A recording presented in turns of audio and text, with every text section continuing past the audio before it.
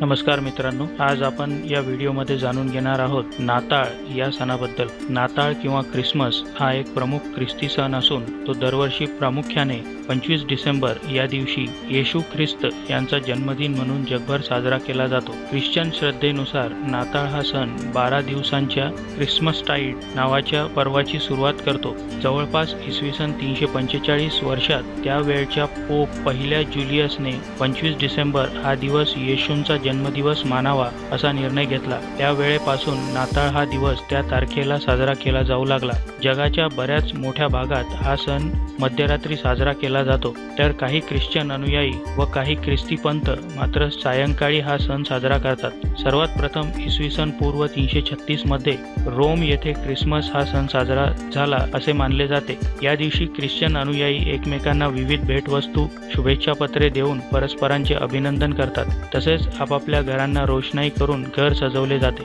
Christmas वृक्ष सजावट, Christmas tree, नाताळासाठी सजवलेले सूचीपर्णी झाड हा या सणाचा एक अविभाज्य घटक आहे। याच दिवशी रात्री सांता क्लॉज लहान मुलांसाठी भेटवस्तू वाटतो असे मानले जाते। आपणा सर्वांना नाताळाच्या हार्दिक शुभेच्छा।